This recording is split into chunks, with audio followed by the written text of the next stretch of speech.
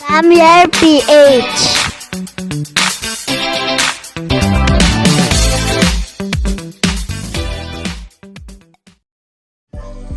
Welcome back ulit guys sa ating channel. Ayan, for today's video guys, papakita ko sa inyo yung ating mga bagong alaga dito sa ating mini backyard guys. Ayan, kasi meron na tayo ditong inaalagaan guys na mga dwarf shrimp.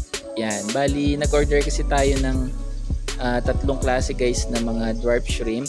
Ayan, ito yung nandito sa ating unang aquarium guys. Ito ay mga red cherry shrimp. Yan, meron tong laman na halos 20 pieces na red cherry shrimp. Yan, meron na nga dito guys na may mga eggs. Yan, kasi ito ay almost 1 week na sa atin. Yan, hindi nga kasi tayo nakakapag-vlog guys, medyo busy lang kasi.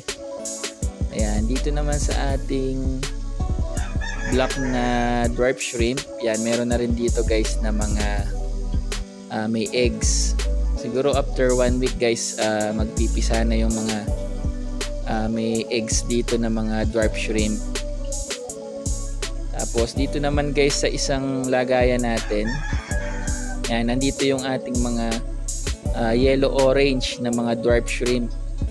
Yan, mas maraming may eggs dito guys. Siguro nakita ko mga 6 to 7 pieces na female yung meron dito guys na mga eggs na.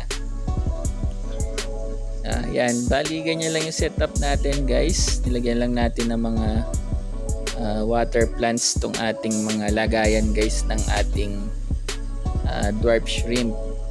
Yan. Sa susunod guys, meron na rin tayong mga available na ibebenta ng mga dwarf shrimp. Yan, medyo magpaparami lang tayo ng dwarf shrimp dito guys, kasi yun nga, bago pa lang din naman tayo nag-aalaga, kaya mga ilang months lang guys, magre-release na rin tayo ng ating dwarf shrimp.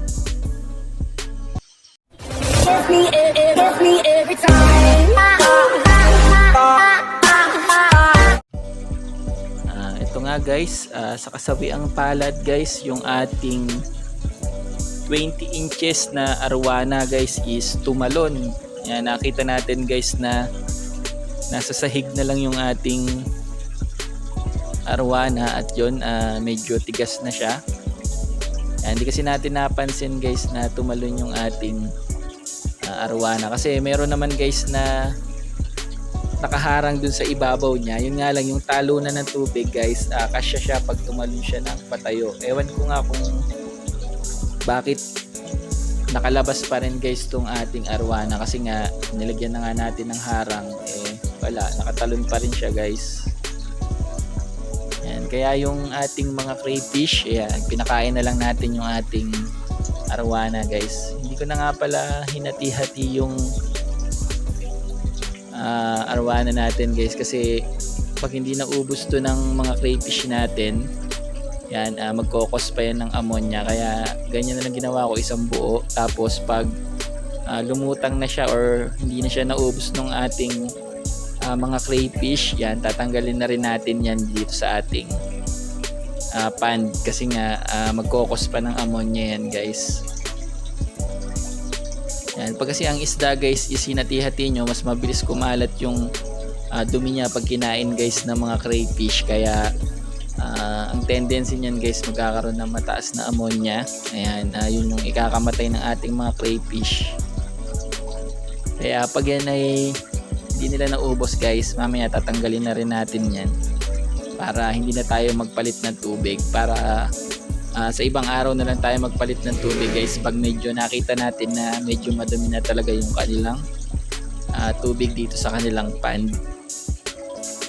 Yan, kaysa ilibing ko guys tong ating arwana, pakain na lang natin sa ating mga crayfish guys.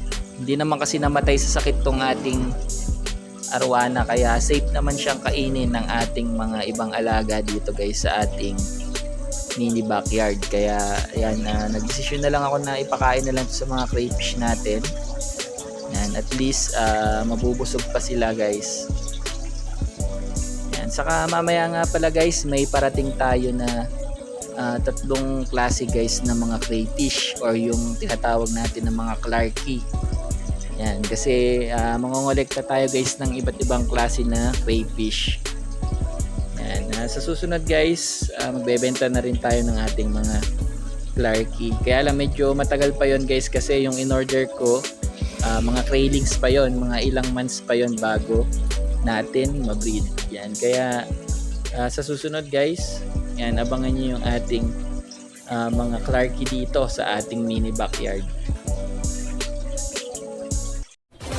Every time.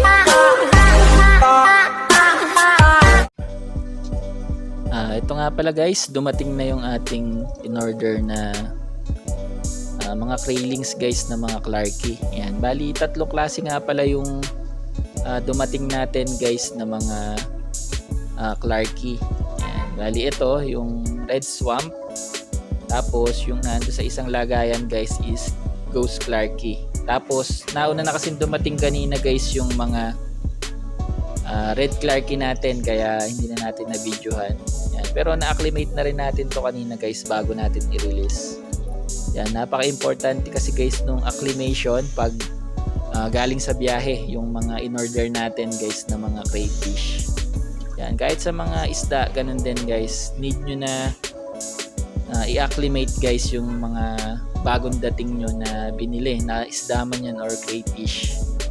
Yan, para na rin hindi sila ma-water shock o ma-temperature shock, kasi nga unang-una sa biyahe kasi guys medyo mainit, kaya maninibago talaga yan sila guys. Mapapansin nyo naman yun guys pag pagkadating sa inyo, siguro mga ilang oras lang guys, nagmo-molt agad yung mga bagong bilhin nyo ng crayfish. Ibig sabihin guys, naninibago yun sila sa temperature or do sa quality ng tubig na pinaglagyan nyo. Yan, kaya pala craylings guys yung binili natin yan, kasi gusto nating makita yung quality nitong ating mga i-breed na mga crayfish. Yan, kasi mas gusto ko yung ako yung magpapalaki guys ng mga craylings para kita ko or masasabi ko guys na maganda talaga yung quality ng breeder na gagamitin natin. Saka hindi naman tayo nagmamadali guys na makapagbenta agad. Yan, kasi kung gusto mo talaga yung isang business na pinasok mo guys, pag-aaralan mo muna maigi or mananaliksik ka muna. Yan, para matutunan mo yung mga tamang proseso or pag-aalaga guys ng mga inaalagaan natin na mga crayfish or mga isda. So paano guys, dito ko na nga pala tatapusin itong video na to. Yan, update ko na lang kayo sa mga susunod na video natin guys. Bye bye. Every time.